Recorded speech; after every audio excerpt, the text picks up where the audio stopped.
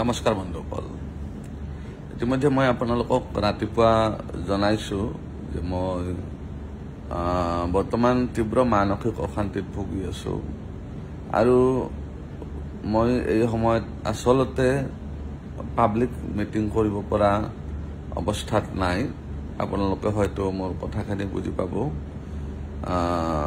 সেইদিনা যেটো ঘটনা মোৰ লগত হল হেতু সাধাৰণ মানুহৰ লগত হোৱা হলে হয়তো আজি বাছি নাথাকিলে হয় শাৰীৰিক যি তেওঁলোকে অত্যাচাৰ কৰিছে এতিয়া মোৰ টিমটোৰ গোটেই কেইটাৰ অৱস্থা বেয়া আৰু মানসিকভাৱে যেটো মই অশান্তি পাইছো হয়তো সেইটো মই হঠাতে পাহৰিব নোৱাৰিম সেইকাৰণে মই কৰবাত থমকি ৰব লগা হৈছে আৰু যোৱাকালি এইখিনি কথা মই আমাৰ গুৰুক ফোন যোগে জনালো তো গুৰুজীয়ে মোক ইমিডিয়েট মাতি পঠালে যে তুমি সময় নষ্ট নকৰি ইয়াতে আহা অলপমান আমি কথাখিনি আলোচনা কৰো সেইমতে মই আজি আশ্ৰমত গৈ আছো এতিয়াও পোৱা নাই কালি অহাকালি 6-7 ঘণ্টা খোজ কাঢ়িব লাগিব আশ্ৰমত যোৱাৰ কাৰণে গধূলি মানে আশ্ৰম পাম এতিয়া আপোনালোকে আমাৰ টিমটোক মোক যি ধৰণে তাতে অত্যাচাৰ কৰা দেখা পাইছে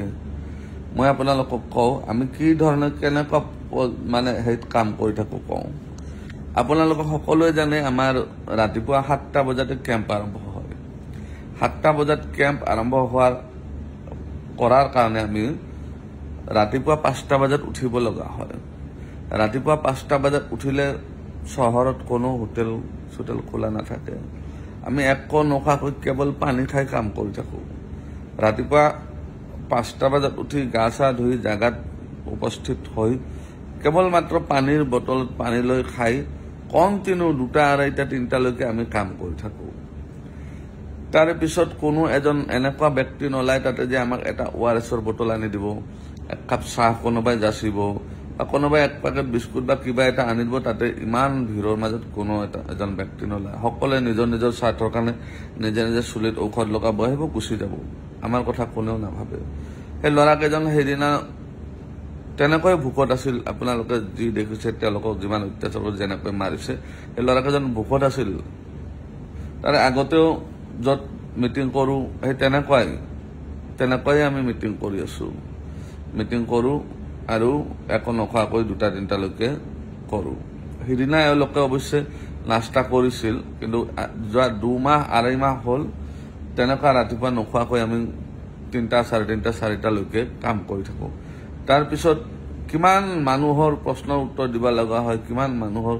বুজাব লগা হয় আপোনালোকে সেই কথাটো বুজি পাইছে তাৰ পিছতো আমাৰ টিমক মাৰপিট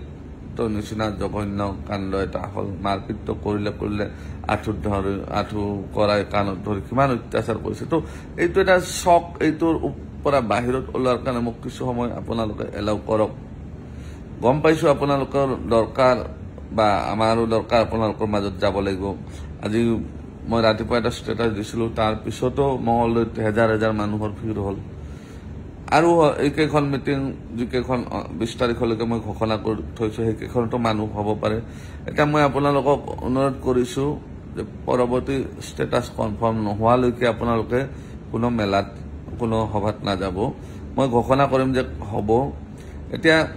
11 তাৰিখলৈকে ধৰি লওক আপোনালোকে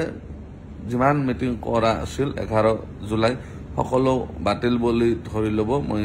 বাহিৰত কমসে কম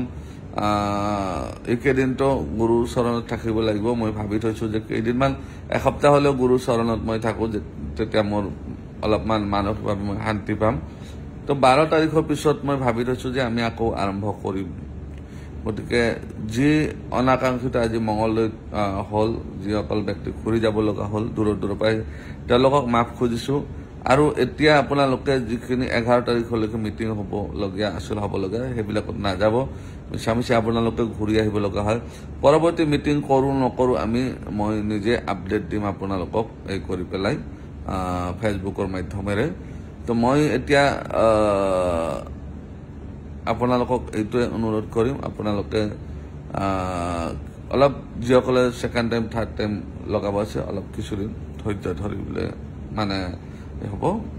তো ধন্যবাদ, ভিডিঅ'টো ইমানতে সামৰিলোঁ। আপোনালোকে শ্বেয়াৰ কৰি দিব, সকলোৱে যাতে গম পায় আৰু আহি যাতে কোনেও ঘূৰি যাব লগা নহয়। ধন্যবাদ।